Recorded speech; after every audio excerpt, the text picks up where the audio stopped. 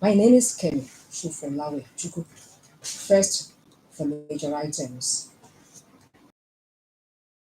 Thousands of entrepreneurs, traditional rulers continue strengthening national ties.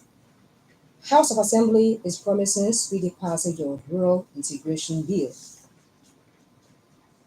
As part of efforts at promoting entrepreneurship for improved economy, the government this week empowered 2,832 people under the State COVID-19 Action Recovery and Economic Stimulus Program, Golden Care. The disbursement ceremony of the second phase of the 1 billion naira operational grant for micro and small enterprises took place at the Obas Complex, Okemaso, Abeokuta, where the beneficiaries received the sum of 100,000 naira each for the commencement and advancement of their various enterprises. Addressing the beneficiaries, Governor Dapo Abiodun described the initiative as another milestone in the administration's commitment to the growth and development of entrepreneurship, which is the economic backbone of the state.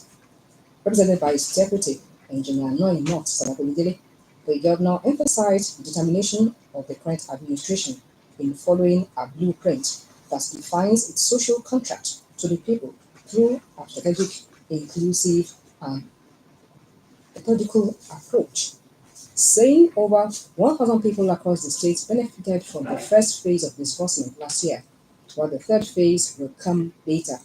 Governor Abiodun expressed gratitude to President Bola Tinubu for finalizing a plan to renew the MOU signed with the World Bank on NG Cares, with the aim of extending the scheme beyond June this year, when the program is scheduled to end.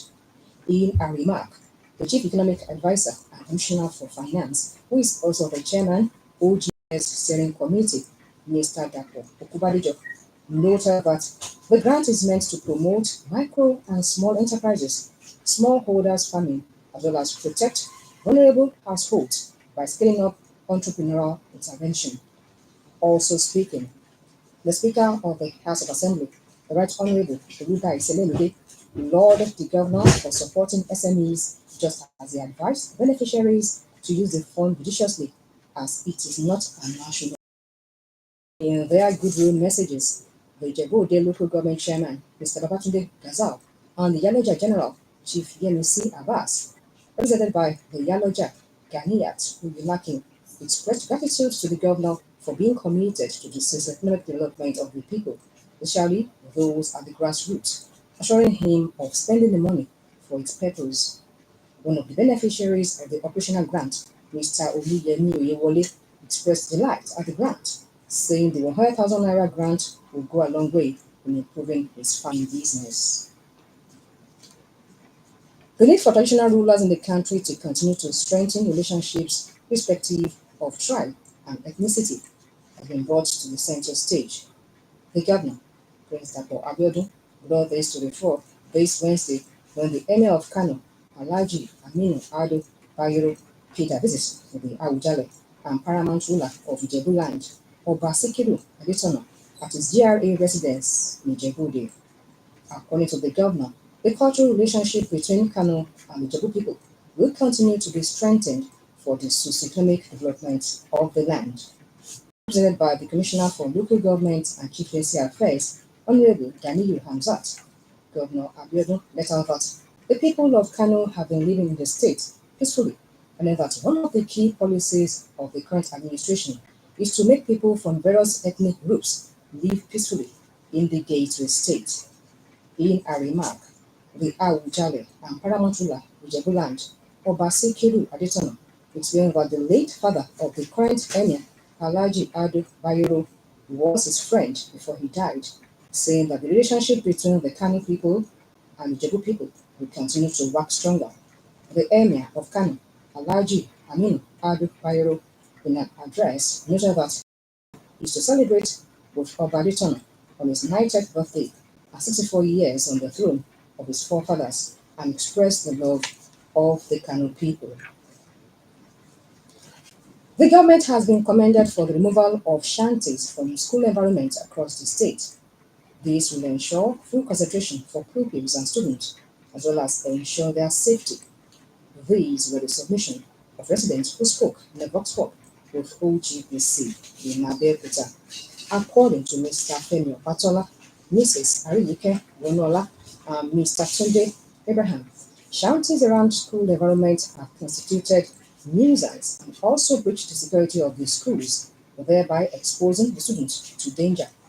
Also speaking, Mr. Uchenna Ugochukwu, Mr. Kunle Ariwa, noted that the exercise will ensure healthy environment and less distraction for the students.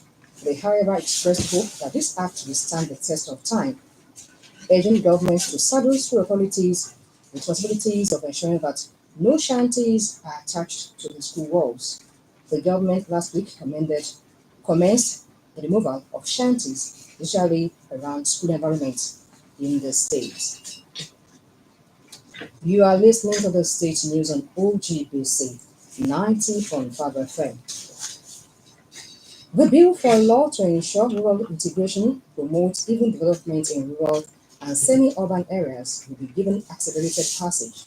This is to encourage the government to focus more on even development. The Speaker, Right Honorable Oludai Selemide, made the promise while declaring open a stakeholders forum on the bill held this midweek at the conference hall of the Assembly. The Speaker noted that the bill will further enhance collaboration in the efforts to bridge the development gap between rural and urban areas of the state by ensuring the provision of basic social amenities in the rural areas. He pointed out that the House, in line with its legislative practice and procedure, organized the forum to provide an avenue for stakeholders to participate in an elaborate discussion and robust deliberation where the inputs gathered will be carefully considered and properly fine-tuned to form part of the bill. Still from the hallowed chamber, the House of Assembly has passed a resolution calling on government through its relevant agencies to step up measures towards curbing the sale of fake and expired drugs in the society. The passage of the resolution followed a motion moved by the Majority Leader, Assemblyman Yusuf Sharif, seconded by Assemblyman Olakunle Shobukola, and supported by the whole House through a voice vote. While opening debate on the motion, the sponsor, who is the Chairman, House Committee on Health, Assemblyman Wahab Haruna, described the high rate of fake and expired drugs. He saw the need for the government to empower the Ministry of Health, State Hospital Management Board, and other relevant agencies to embark on proper monitoring of pharmaceutical stores to ensure that fake and expired drugs are taken off the shelves. He, however, appealed to professional bodies in the health sector across the state to collaborate and combat the trend while calling for appropriate sanctions and fines to be put in place to serve as deterrent to dealers in fake and expired drugs. Other lawmakers who spoke in support of the resolution, including Assemblymen Babatunde Stella, Oluseun Adesanya, and Adegoke Adeyanju, said the effect of counterfeit drugs on the people were always too risky, applauding the government for taking proactive measures to centralize drug testing and distribution through the state central medicine store to all public health facilities. They called for the deployment of more digital machines to check the status of drugs centrally before being dispensed. In his response, the Speaker, the Right Honorable Oludai Selemide, attributed the trend to the selfish desire for inappropriate maximization of profit by some individuals, calling on the various enforcement and regulatory agencies to step up measures towards checkmating the sales and distribution and expired drugs nationwide. The President Bola Tinubu-led administration has been commended for its efforts at resolving the economic challenges confronting the country. The Methodist Church, Nigeria, Diocese of Rema, which gave the commendation in a communique at the end of its 33rd Synod, held at Reverend Melo Methodist Cathedral, Agbowa, Shagamu, however urged government at all levels to always be mindful of the impact of their economic policies on the people, especially those at the grassroots, calling on the government to take further practical steps to reduce the current challenges being faced by the people. The Synod saw the need for decisive actions to ensure the stability of the Naira in the foreign exchange market. The Synod, in a communique signed by the diocesan bishop and president of Synod, the Right Reverend Bamidele Ibikunle, the lay president, Sir Akinola Tsunami, and the Synod Secretary, the Very Reverend Jacob Ayedona, urged the federal government to step up efforts at tackling the growing insecurity in the country, emphasizing the need to tackle the increasing level of unemployment in the country. He appreciated the governor Dapo Abiodun-led administration for the distribution of palliative to the people of the state to cushion the impact of the economic challenge. And the theme of the synod, Arise and Build, the synod called on all believers not to be discouraged by the current challenges, but rise and take up the responsibility of rebuilding the country. The socioeconomic development of the nation requires concerted effort.